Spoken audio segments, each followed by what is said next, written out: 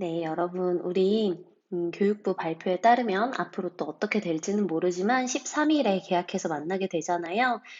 그런데 우리가 그동안 온라인 계약을 통해서 선생님이랑 같이 배워봤던 생활과 윤리 내용은 거의 이번 시간까지 하면 대단원 3단원 정도를 거의 나간 거예요.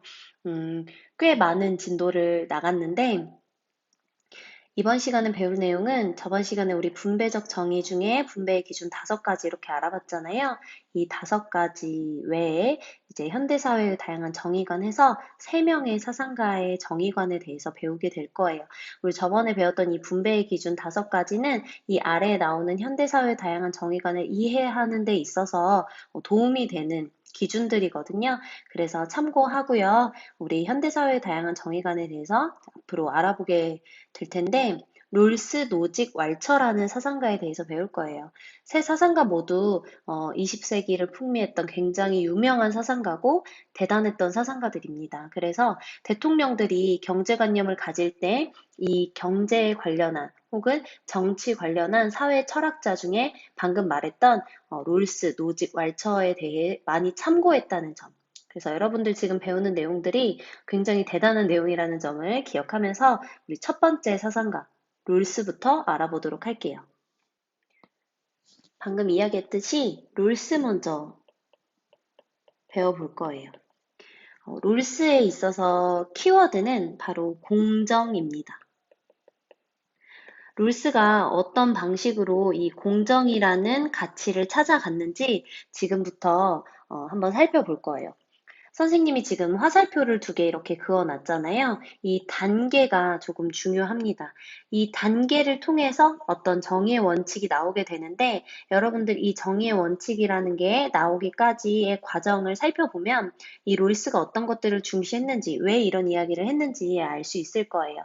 조금 어렵게 느껴지더라도 선생님이 최대한 쉽게 풀어서 설명해 줄 테니까 겁먹지 말고 따라오세요. 자, 롤스의 사상을 우리 윤리와 사상 시간에 간단하게 알아본 적은 있어요. 근데 이 생활과 윤리에서는 조금 더 깊게 더 자세하게 알아볼 건데 이제 첫 번째로 롤스가 정의의 원칙이 꺼내지기까지의 과정에서 제일 중시했던 게 이 바로 첫 번째 상황이에요. 이 첫 번째 상황을 원초적 상황이라고 부릅니다. 여러분, 청불 영화 중에 옛날 명작 중에 원초적 본능이라는 영화가 있었어요. 선생님도 사실 본 적은 없는데, 이 원초적이라는 건 원래 태초에 이런 뜻이죠. 이 원초적 상황은 여러분, 가상 상황이에요. 가상 상황. 즉, 현실에 없는 상황이라는 거예요. 가정해 보는 거예요. 이 정의 원칙을 꺼내기 이전에 이 가정 상황이 어떤 상황인지 볼게요. 이 원초적 상황은 자기 이익에 관심 있는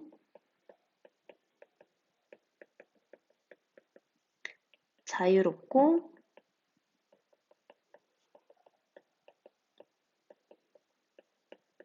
합리적인 개인으로서 여러분들이 존재하는 거예요, 지금.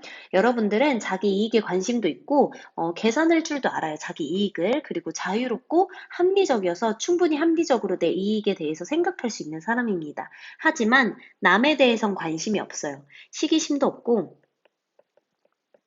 질투도 없어요. 그냥 단순히, 제 마음에 안 드니까 망했으면 좋겠다, 이런 생각은 절대 하지 않는다는 거예요. 이런 상태로 여러분들은 무지의 장막이라는 걸 쓰게 됩니다. 무지의 장막. 무지의 베일이라고도 불러요. 무지의 베일이라고도 불리는 이 무지의 장막이라는 거는, 아이고, 어떻게 생겼느냐면, 무지의 장막은 이렇게.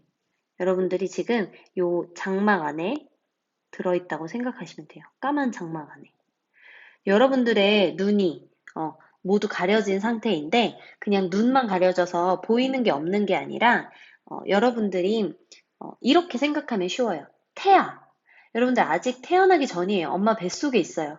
근데 이제 현실적이는 않지만 자기 이익에 관심도 없고 자유롭고 합리적이지만 시기심, 질투심도 없다고 생각을 해봅시다. 그리고 이 태아의 상태에서 이 합의에 들어간다고 생각을 해보세요. 그러면 내가 태어났을 때 어떤 부모 아래에 있는지도 모르겠죠. 그 부모님이 사회적 지위가 어떻고, 내가 물려받을 수 있는 재산이 얼마고, 또 내가 어떤 동네에 살게 되고, 어떤 이웃들과 살아가게 되고, 또 어떤 능력을 발휘하게 될지 전혀 모르는 거예요. 이런 걸 무지의 장막이라고 해요. 무지라는 건 모른다는 거죠. 알지 못하게끔 장막을 씌워놓는다는 건데, 모든 정보가 가려지는 건 아니고, 이런 정보가 가려져요. 방금 이야기했던 것처럼 자연적이고 사회적인 우연성을 배제하게 됩니다. 이때 자연적 우연성이라는 건 어떤 부모 아래서 태어날지도 모르고요. 여러분들이 태어날 때 어떤 재능을 가지고 있는지도 모르고, 지능이 얼마나 되는지도 모르고, 체력이 얼마나 되는지도 모르고, 또 장애 여부도 전혀 몰라요. 여러분들 태어났을 때 장애를 가지고 있을 수도 있는 거예요. 내가 모르는 거예요. 그 다음, 사회적 우연성이라는 건 뭐 부모님의 지위도 되겠지만 여러분들의 사회적, 경제적 지위. 또 모르는 거예요. 이런 것도 여러분들이 어떤 동네에 사느냐, 혹은 부모님이 어떤 지위와 어떤 경제적인 환경에 있느냐에 따라서 달라지는 거죠. 이런 것들이 모두 가려진 상태를 무지의 장막을 쓴 상태라고 얘기를 해요. 이 무지의 장막을 쓴 개인은 다른 사람에게 관심이 없어서 시기심이나 질투는 없고, 단순히 자기 이익에 대해서 합리적으로 따질 줄 아는 자유로운 개인인 거예요. 이러한 원초적 상황을 가정한 이유를 여러분 알겠나요? 롤스는 어, 지금 현실에서 만약에 이런 가정 상황 없이 현실에서 합의에 들어가게 되면 무조건 자기 이익에 따라서 합의에 들어가게 된다는 거예요. 즉, 자기가 부자면 부자의 논리에 따라서, 가난한 사람이면 가난한 사람의 논리에 따라서 서로 자기의 이익만 주장하기 때문에 정말 정의로운 원칙이 세워지기 어렵다고 생각을 한 거예요. 그래서 이런 가상 상황을 가정해 본 거죠. 우리가 정말 어떻게 태어날지, 어떤 재능, 지능, 체력을 가지고 이 사회에서 활동을 하게 될지 전혀 모른다고 했을 때 우리는 어떤 합의에 들어가게 될까에 대해서 궁금했던 거예요. 그래서 이런 원초적 상황을 세운 다음에 합의 상황에 들어가게 돼요. 이걸 계약이라고도 하고 합의라고도 하게 되죠. 어떤 정의 원칙에 합의를 하게 되느냐 생각했을 때 여러분, 자, 둘 중에 하나를 한번 생각해 봅시다. 우리가 무죄 장막을 벗겼을 때 진짜 가난하고 장애까지 있고 현실에서 누군가의 도움을 받지 않으면 절대로 부자가 될 수 없는 환경일 수도 있고요. 혹은 무지의 장막을 벗겼을 때 굉장히 부자여서 음, 물려받을 재산도 굉장히 많고 재능도 많아서 걱정할 필요가 없고 내가 매일 놀기만 해도 돈을 벌 수 있는 환경일 수도 있는 거예요. 그래서 여러분들이 만약에 무지의 장막을 쓰고 있다면 둘 중에 어떤 상황을 먼저 떠올릴 것 같나요? 어떤 상황에 조금 더 가능성이 있다고 생각을 할 것 같아요? 그쵸. 우리는 무지의 장막을 쓰고 있을 때 이걸 벗기는 경우 가난할 확률이 높다라고 생각을 하게 돼 있어요. 그래서 인간의 이런 심리적인 것들을 반영해서 이 계약 환경에서 우리 모두가 어떤 원리에 따라서 선택한다고 봤냐면 최소 극대화의 원리에 따라 합의에 들어간다고 생각을 했어요. 말이 지금 굉장히 어려워 보일 수 있는데 최소라는 건 내가 최소의 상황일 때, 그러니까 가장 최악의 상황일 때 극대화, 가장 좋은 선택, 가장 나은 선택을 하게 된다는 거예요. 자, 쌤이 설명을 써보면 베일을 벗었을 때, 베일이 아니라 장막이라고 쓸게요, 여러분. 장막, 요거 있죠? 장막을 벗었을 때 내가 최소 수혜자일 경우,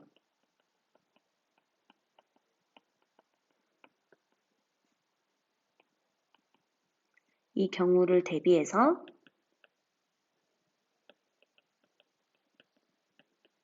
최선을 선택하게 될 것이다. 라는 거예요. 여기서 여러분, 최소 수혜자라는 말이 조금 어려울 수 있어요.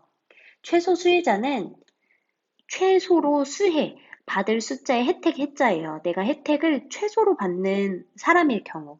이런 경우가 사회적 약자가 되겠죠. 여러분들이 재능도 없어, 지능도 떨어져 체력도 잘 안 돼요. 혹은 장애까지 가지고 있어. 그래서 이 사회의 자원들이 굉장히 많지만 나에게 돌아오는 자원이나 자본은 최소일 경우, 이런 경우를 최소 수혜자라고 부르는 거예요. 그래서 말은 어렵지만 쉽게 말하면 이 사회의 사회적 약자 혹은 사회적으로 혜택을 덜 받는 가난한 사람들을 의미하는 겁니다. 자, 이런 계약 상황, 이런 합의 상황에 따라서 우리는 정의의 원칙에 합의하게 된다고 봤어요.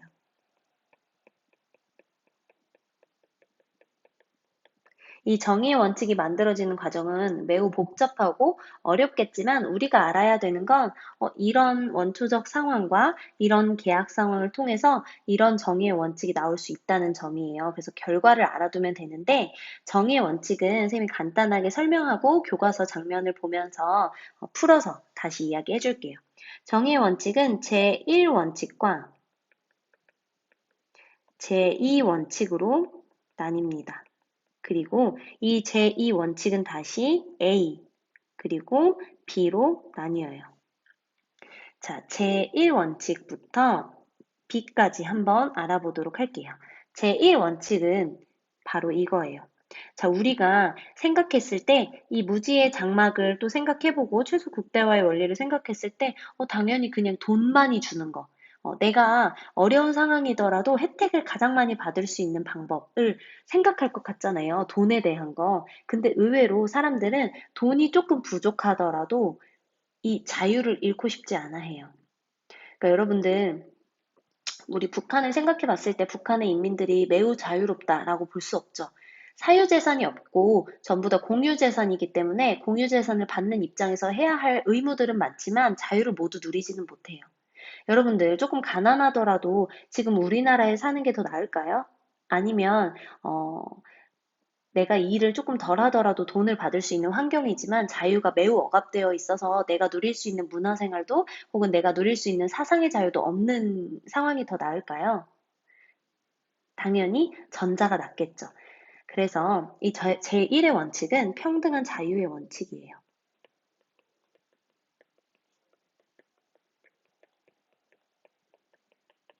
우리가 자유롭게 해주라는 거예요. 근데 단 평등해야 해요. 나와 남이 누리는 자유에 차별이 있어서는 안 된다는 거예요. 그래서 내가 돈을 번 만큼 돈을 받을 수 있는 이런 사회가 일단 우선적으로 마련이 되어야 한다는 거예요. 이때 자유는 남의 자유를 침해하면서까지 누릴 수 있는 자유는 아니에요. 양립 가능한, 다른 사람의 자유와 양립 가능한 범위 안에서 자유를 똑같이 누릴 수 있다는 의미입니다. 그 다음에 제2원칙은 어떤 내용이냐면 사회 경제적 불평등을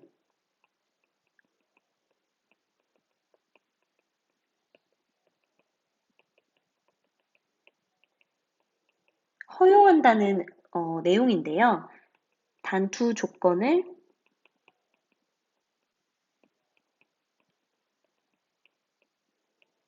만족할 때 허용할 수 있다고 해요. 자, 여기서 사회적 경제적 불평등. 여러분, 평등이 무조건 좋잖아요. 평등이라는 단어 무조건 좋아 보이잖아요. 그런데 이 평등한 자유가 이 자유 중에서 사회 경제적 자유의 불평등이 허용될 때가 있다는 거예요. 음. 단 두 조건을 만족할 때에만 허용이 된다는 거죠. 이 불평등이 단어에서 풍기는 의미는 굉장히 부정적일 것 같지만 우리 일상에서 이 불평등이 우리에게 주는 혜택들도 분명히 있어요. 이 불평등 중에 하나가 여러분들 농어촌 전형이죠. 이 농어촌 전형이 안 되는 친구들은 분명히 불평등함을 느낄 수 있어요. 하지만 농어촌 학교를 6년 혹은 12년 동안 다녔던 학생들은 다른 도시에서 다녔던 학생들보다 누릴 수 있는 문화가 현저히 적기도 하고 교육적인 여건이 조금 낮기 때문에 그 혜택을 불평등으로서 좀 주어주는 거죠. 즉 불평등이 무조건 나쁘지만은 않다는 거예요. 그럼 어떤 조건이 허용될 때 어떤 조건을 만족할 때 허용할 수 있느냐를 보면 첫 번째는 차등의 원칙이에요. 차등의 원칙이 의미하는 것은요, 여러분, 최소 수혜자에게 최대 이익이 될 때, 굉장히 차별이죠. 최소 수혜자, 그러니까 등급을 쭉 나눈 다음에 이 최소 수혜자에게 최대 이익이 될 때에만 불평등이 허용된다는 거예요. 여러분 생각해 보세요. 부자들에게 이익이 될 때 허용을 한다고 하면 이 불평등은 더 큰 불평등을 낳겠죠. 그래서 이 가장 밑에 있는 최소 수혜자들이 올라오는데 쓰일 수 있는 불평등은 허용한다라는 거예요. 그리고 B는 공정한 기회 균등의 원칙. 사실 순서가 헷갈릴 수 있겠지만 순서가 그렇게 중요하진 않지만 1, 2, 3 요 순서예요. 읽을 때 B 먼저 읽어야 돼요, 원래는. 자, B는 어떤 의미냐면 공정한 기회 균등 모두에게 그 직업을 가질 수 있는 기회가 똑같이 열려 있을 때에 라는 뜻이거든요. 즉, 다시 읽어보면 모든 사람은 평등한 자유, 양립 가능한, 다른 사람들과 양립 가능한 범위 안에서 평등한 자유를 누릴 수 있는데 사회적 경제적 불평등은 이 조건들을 만족할 때 허용돼요. 어떤 조건들이냐면 모든 사람들에게 공정하게 그 직업을 가질 수 있는 그 지위에 오를 수 있는 기회가 똑같이 마련이 되어 있음에도 불구하고 나오는 최소 수혜자에게 최대 이익이 될 때에만 불평등이 허용 가능하다. 이렇게 나오는 거예요. 여러분 정의의 원칙 이해 가나요?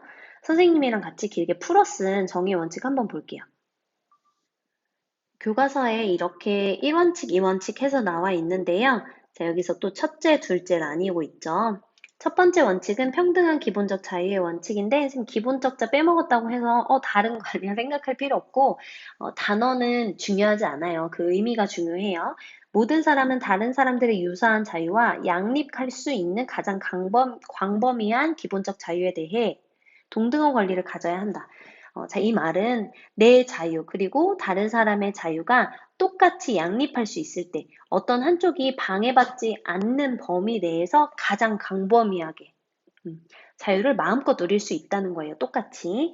자, 두 번째는 사회적 경제적 불평등은 두 조건을 만족하도록 조정이 되어야 하는데 첫째, 불평등이 최소 수혜자에게 최대 이익이 되고 둘째, 불평등이 공정한 기회균등 원칙 아래 모든 이에게 개방된 직책과 직위에 결부되어야 한다.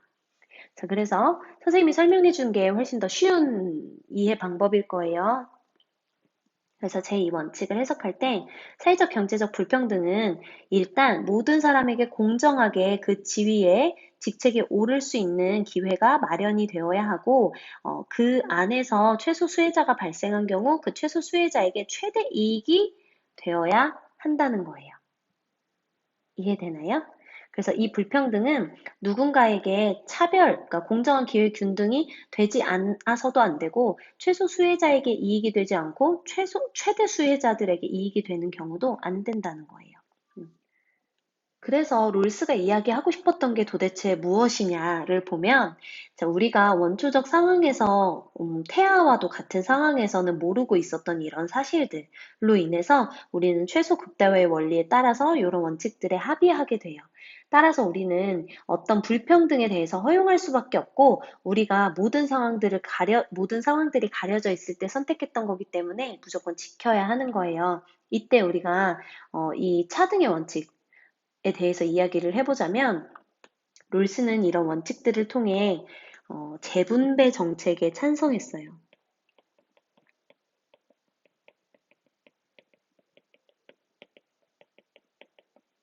재분배라는 건 다시 나누는 거죠. 다시 나누는 거. 이거 다시 말하면 여러분들이 돈을 다 벌어 들였어요. 이 사회의 자원들 혹은 사회의 자본들을 활용해서 자본주의 내에서 이렇게 돈을 노력해서 벌었어요.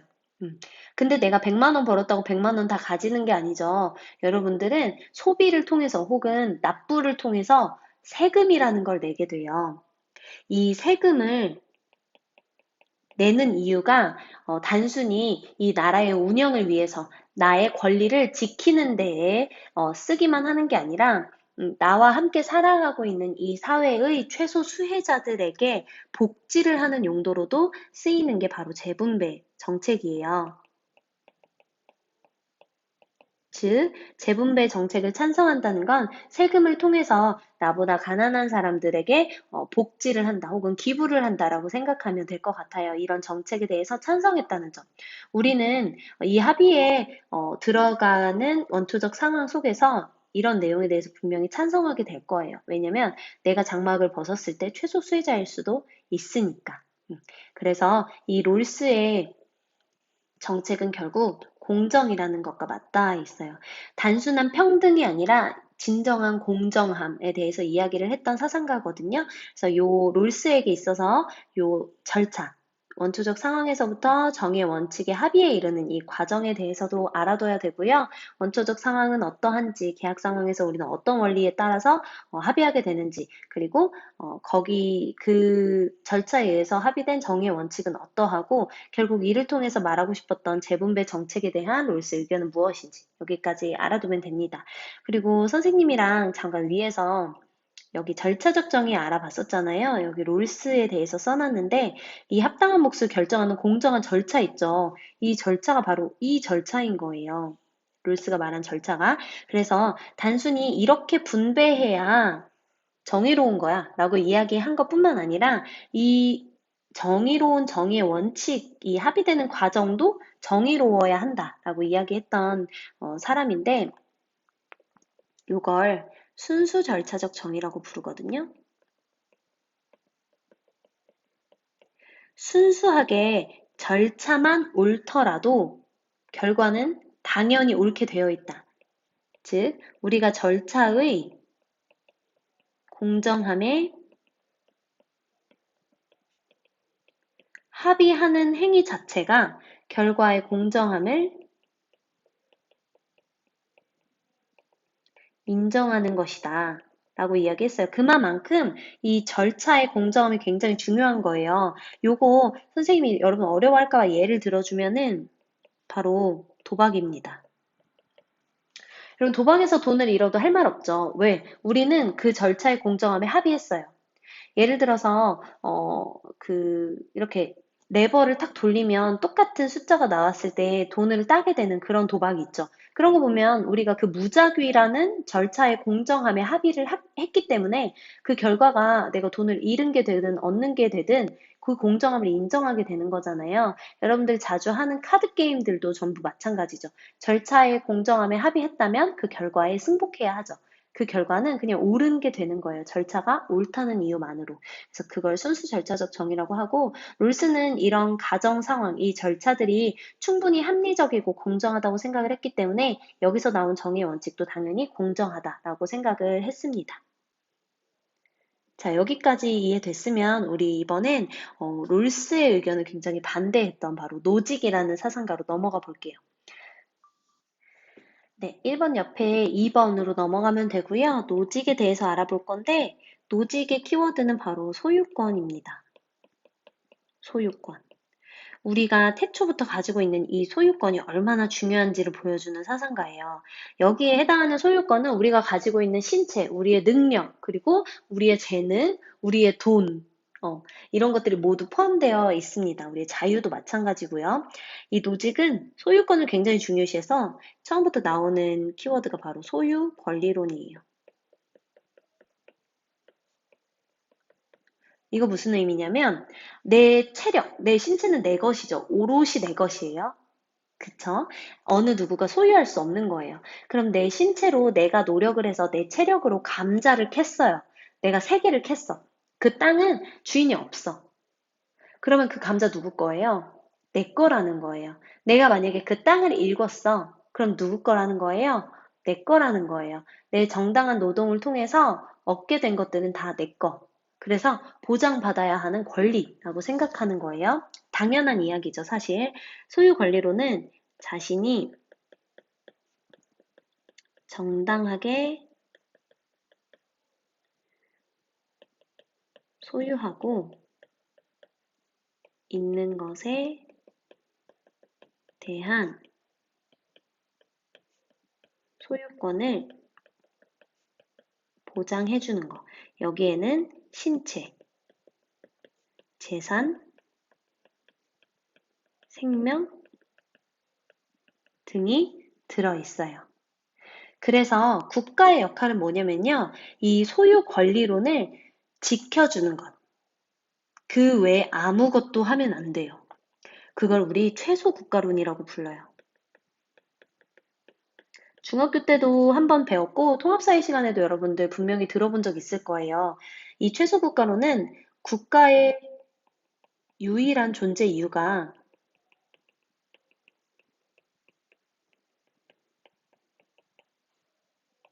바로 개인의 소유권 보호라는 거예요.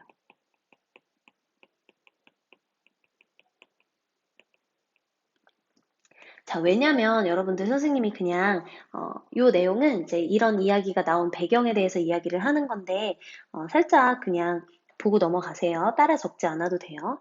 자, 여러분들 노직은 국가가 어떻게 생겼다고 보냐면요.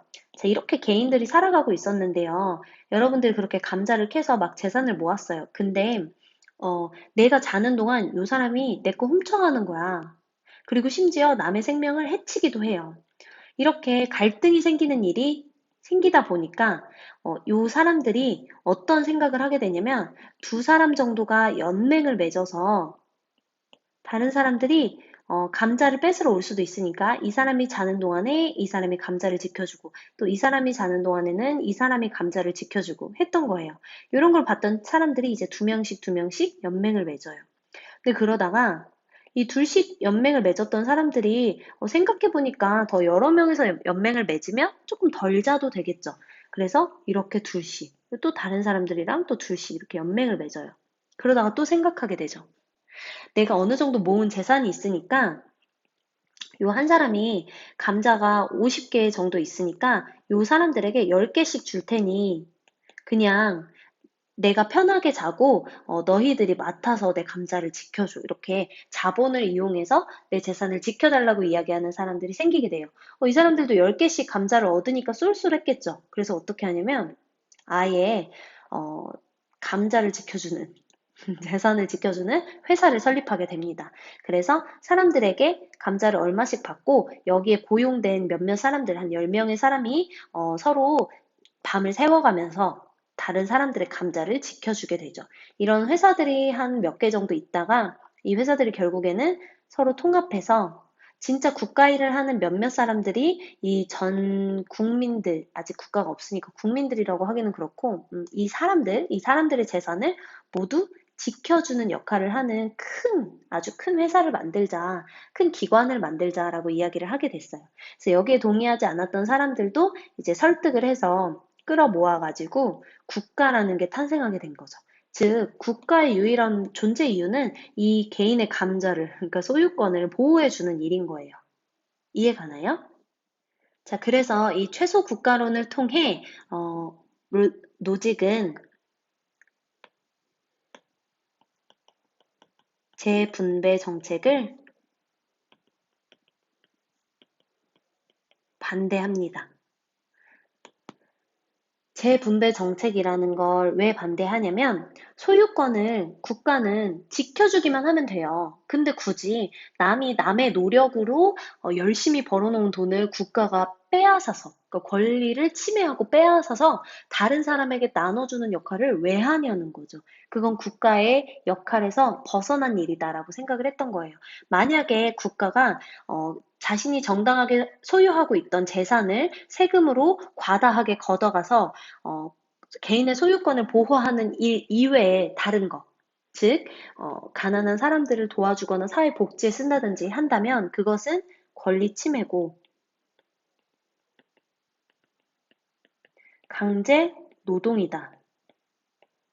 그 가지고 간 세금만큼 그걸 착취라고 생각하는 거죠, 노직은. 그래서 재분배 정책, 즉 세금을 통한 복지에 대해서 반대하는 사람이 노직이에요. 이 노직의 사상은 다른 해외 원조나 이런 사상에서도 굉장히 일관성이 있는데 노직은 그러면 어려운 사람들을 그냥 무시하자는 거냐? 거기에 대해서는 아니라고 이야기해요. 다만 국가가 그 일을 할 필요는 없고 개인이 기부를 통해서 자발적인 기부를 통해서 자신의 소유하고 있는 재산을 자유롭게 사용할 수 있도록 해야 한다라는 거죠. 이렇게 소유 권리론을 통해서 이끌어낸 정의의 원칙을 한번 알아볼게요. 노직의 정의의 원칙은 굉장히 간단합니다. 첫 번째는 취득의 원칙, 두 번째는 이전의 원칙, 세 번째는 교정의 원칙이에요.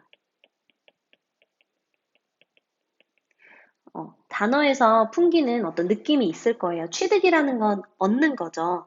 재화를, 돈이나 내가 삶을 살아가는 데 있어서 필요한 재화를 최초로 취득할 때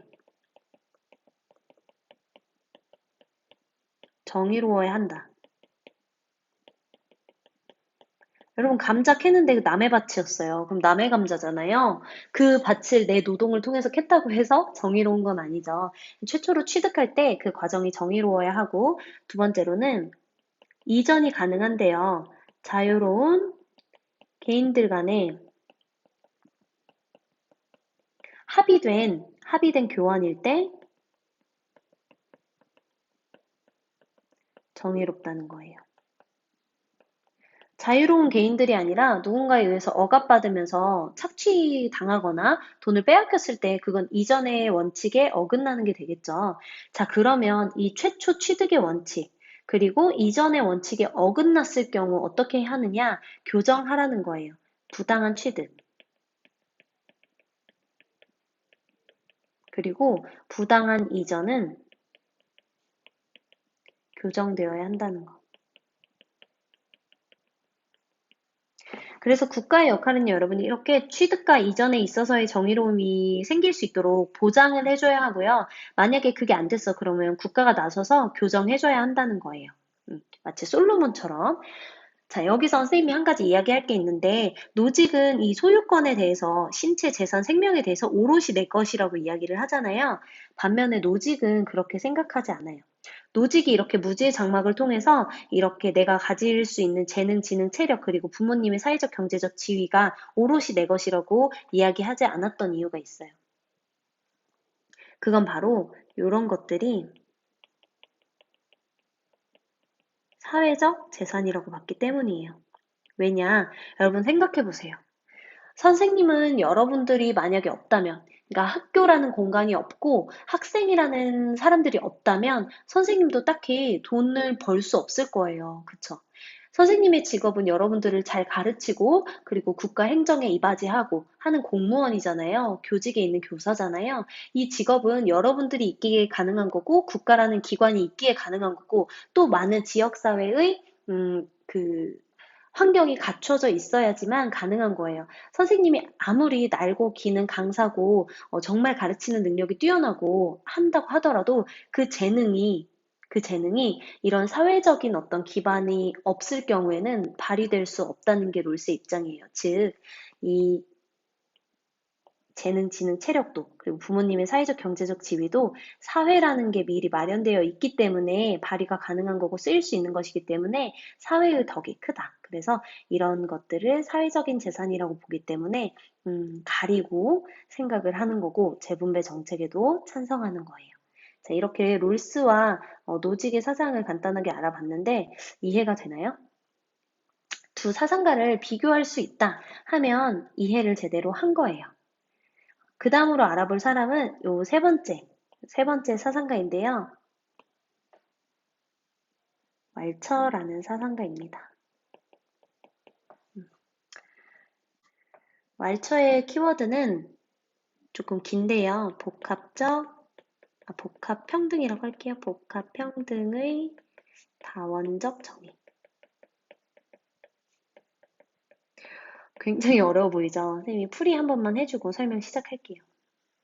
평등이라는 건요, 여러분, 경제적인 평등과 정치적인 평등, 그리고 우리 학급 내에서의 평등, 이런 개념들을 생각해 봤을 때 전부 그 개념이 조금씩은 다르죠. 평등은 복합적인 거예요. 단순하지 않아요. 그래서 앞에서 이야기했던 롤스나 노직에 대해서 비판하기도 하는 사상가인데요. 두 사람이 말했던 경우는 굉장히 간단했어요. 한 가지 절차로 가능했어요. 근데 평등이라는 건 그렇게 단순하게 한 가지의 절차로 완성이 되는 것이 아니다라고 봤고, 그래서 다원적인 그 근원이 다양하게 정해져야 한다고 생각했던 사람이에요. 즉, 돈에 있어서의 평등, 그리고 뭐 권력에 있어서의 평등, 그리고 뭐 지위에 있어서의 평등, 이런 것처럼 그 근원이 다 다르기 때문에 종류별로 그 분배의 평등도 다 달라져야 한다라고 생각했던 사람이에요. 그래서 정의의 원칙이 그냥 한 줄로 끝나요.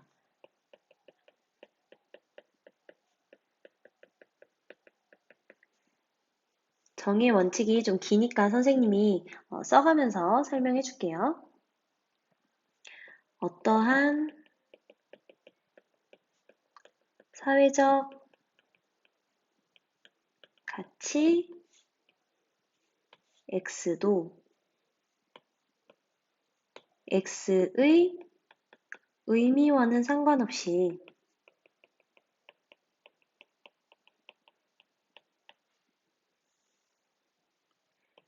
단지 누군가가 다른 가치 Y를 가지고 있다는 이유만으로 Y를 소유한 사람들에게 분배되어서는 안 된다.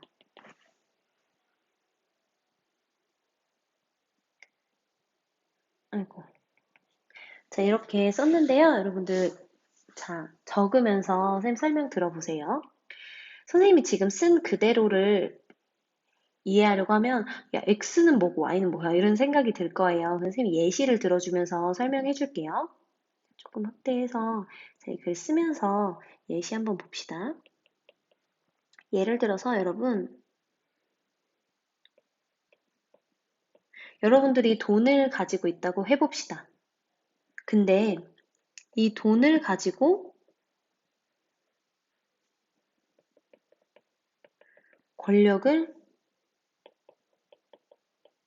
지배한다고 해보세요. 여러분들 이거 정의롭다라고 할 수 있나요? 아니죠.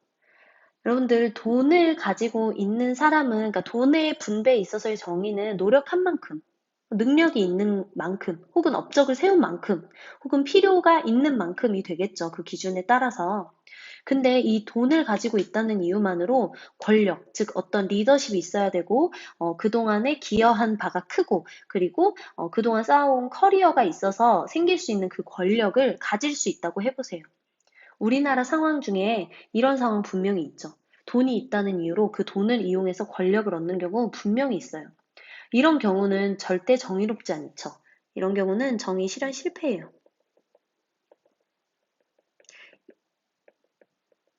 이걸 얘기하는 게 바로 이 왈처의 정의의 원칙이에요. 자, X를 돈으로, 그리고 Y를 권력으로 바꿔서 읽어볼게요. 어떤 사회적 가치 돈도 돈의 의미와는 상관없이 단지 누군가가 권력을 가지고 있다는 이유만으로 권력을 소유한 사람들에게 분배되어서는 안 된다. 라는 거예요. 이건 선생님이 지금 그, 아이고, 이런 반대되는 상황을 적은 거죠. 권력을 가지고 있다는 이유만으로 돈을 가질 수도 없고, 돈을 가지고 있다는 이유만으로 권력을 가질 수 없듯이, 정의의 원칙은 뭘 의미하냐면요. 자, 왈처의 말을 그대로 선생님이 적어볼게요. 정의의 원칙들은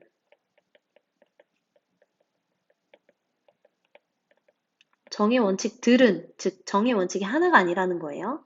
그 형식에서 그 자체가 다원주의적이다. 그 근원이나 근본이 다 다르다는 거예요. 상이한 가치들은 서로 상자에 다를 이자예요. 서로 다른 가치들은 상이한 근거, 다른 근거, 상이한 절차, 그리고 상이한 주체에 의해 분배되어야 한다. 선생님이 생략할 수 있는데 이렇게 상이한이라는 말을 세 번이나 꺼냈어요. 그만큼 중요하다는 거예요. 자, 이 상이한 가치들은 근거와 절차와 주체가 모두 달라야 한다는 거예요. 이해 가나요? 즉, 여기서 이야기하는 상이한 근거, 상이한 절차, 상이한 주체에 의해서 분배되어야 한다는 건 각기 다른 공정한 기준이 있기 때문이겠죠.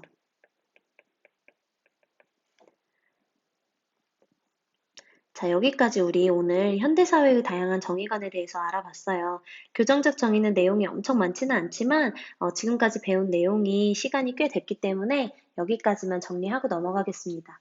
자, 롤스와 노직은 서로 정의 원칙을 이야기하면서 재분배 정책을 찬성하기도 하고 또 반대하기도 했어요. 그 이유에 대해서 제대로 이해를 해야 되고요. 말처 같은 경우에는 이렇게 단순히 한 가지의 정의 원칙을 이야기했던 롤스와 노직을 비판하면서 이 사회는 평등이라는 개념이 각각 근원이 다른 여러 가지 가치들마다 다 다르기 때문에 다원적인 정의가 필요하다. 마늘 다자의 근원 원자예요. 그 원인이나 뭐 근본이 다른 정의가 필요하다라는 거고 그 정의의 원칙을 풀어보면 이렇다는 거예요. 자, 여기까지 이해됐다면 다음 시간에는 분배적 정의를 넘어서서 이렇게 분배적 정의를 끝내고 교정적 정의, 즉 잘못된 것들을 바로잡는 그 교정에 대해서 한번 알아보도록 하겠습니다. 이번 시간 내용 조금 어려울 수도 있고 선생님 설명이 조금 빠르고 많았을 수도 있는데 잘 따라와줘서 고맙고 노트 필기 열심히 해서 과제 제출하도록 합시다. 자, 그러면 우리는 다음 시간에 봐요.